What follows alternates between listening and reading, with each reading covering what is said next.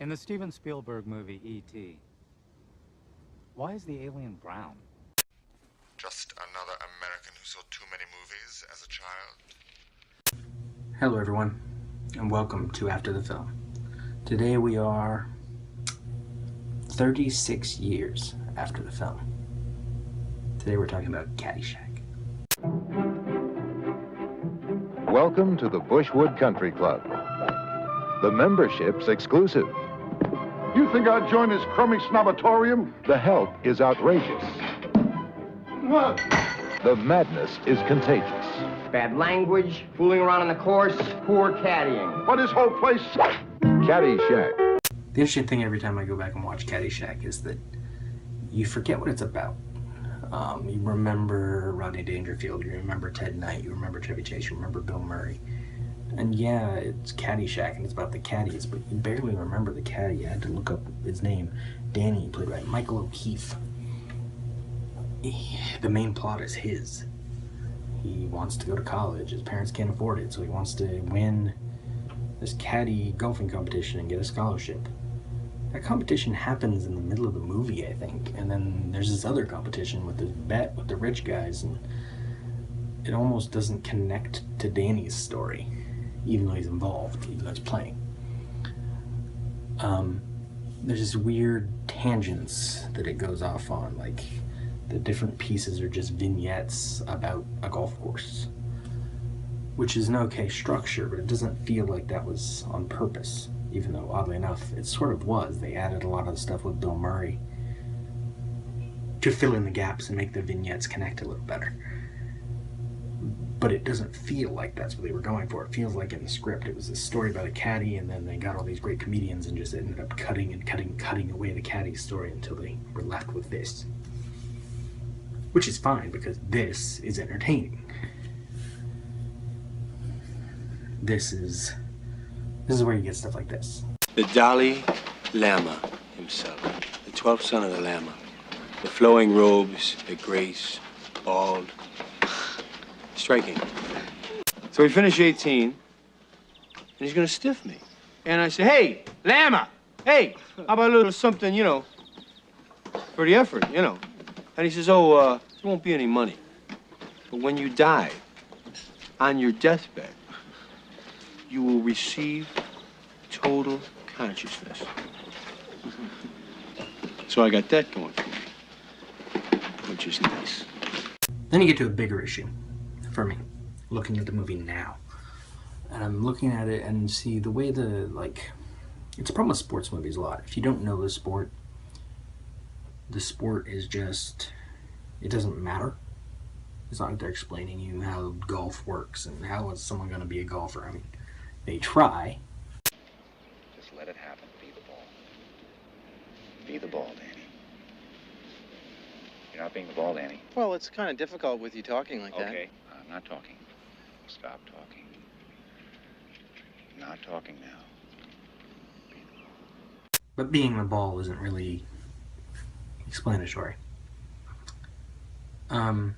Instead you have this problem, especially in the third act, where it seems a bad character, and I don't mean a poorly put together character, I mean a character who is like Ted Knight's character. We don't like him. He's the rich guy that no one likes. That's fine. So he does poorly.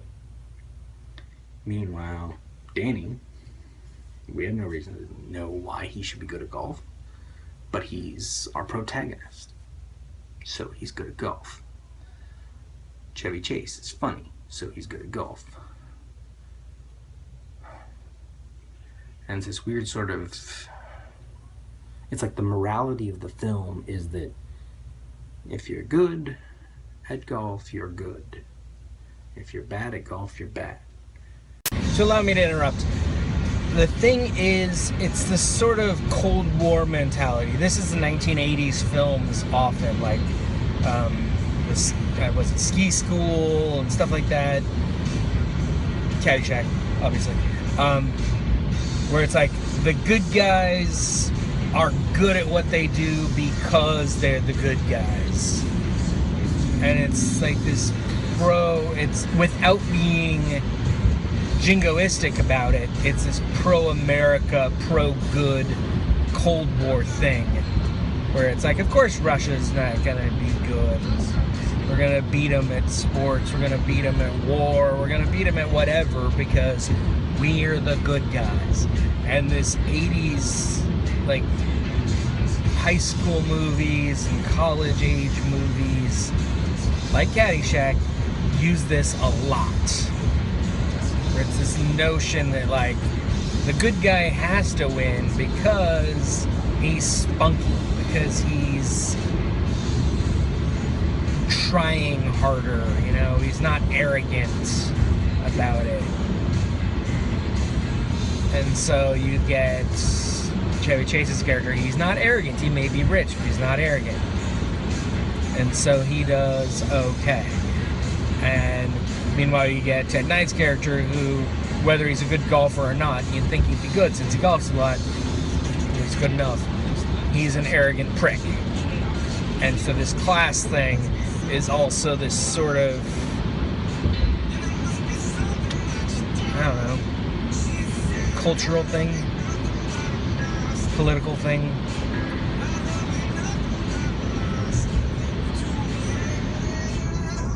That's how it goes. The problem is, that is a dangerous way to delineate good and evil, good and bad in a story.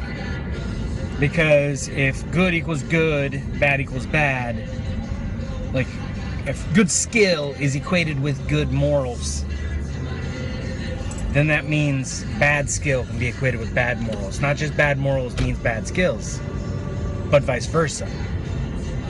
He's bad at what he does, it's much easier to otherize him. And you get into, like, serious issues of, like, us versus them mentality and dangerous socio-political ideas about who we are, who they are. If I don't like something you do, it's not because you're a human being and you did something I don't like, it's because you're a bad person. And that was promoted a lot in 80s films. It's like the kind of stuff I grew up on and the kind of stuff I don't particularly like now. Kind of turns me off. And it creates this black and white 80s thing where the sport could be anything. The sport could be some other sport. The sport could be a Russian and American, like, boxers, like Rocky, you know, Rocky 4. Or it could be simply the rich guy trying to take over. It's interesting that Ted Knight's character isn't trying to take over the golf course. It's not that 80s plot. It's a slightly different 80s plot. He's the one it belongs to, and I don't mean that he owns it. I mean that he's the one that's his place. And Danny is the outsider as a caddy. Bill Murray's an outsider as the groundskeeper. Chevy Chase is a sort of outsider simply because he's, I don't know, not interested in being rich like that. And then you insert Rodney Dangerfield's character, and he's, on the one hand, he's this weirdly absurd thing that is funny and so good, but also he's that rich guy from somewhere else who, in a different film, could be the one taking over the place so that all the young people have to join together and raise a bunch of money to keep him from buying it. But that's not the story they're telling. Instead, they skip past most of their own story to be funny. Which, for a comedy made by, you know, Harold Ramis, involving a bunch of people who did sketch comedy, that's to be expected. And since they're good at it, that's to be enjoyed. Still, after 36 years, and I don't know how many times I've seen this movie. Quite a few.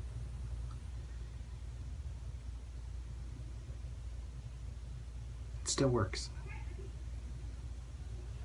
So hey, go back and watch it again. Go watch your favorite movies. Watch movies you enjoyed when you were young. Or if you haven't seen it, go watch it because it's a classic. Or if not, watch something else. There's always something good out there. See more movies. It is! You! Out! Score! The man's a menace.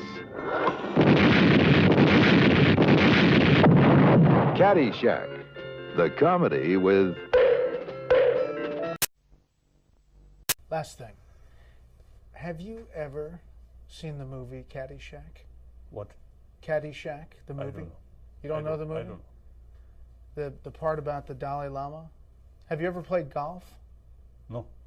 You're not a big hitter? Then Batman. But not golf? No. There's a classic movie called Caddyshack where they talk about the Dalai Lama. I see. I had to ask you about it. I don't know. Well, thank you very much for the time. Thank you. Very appreciated. Gunga la gunga.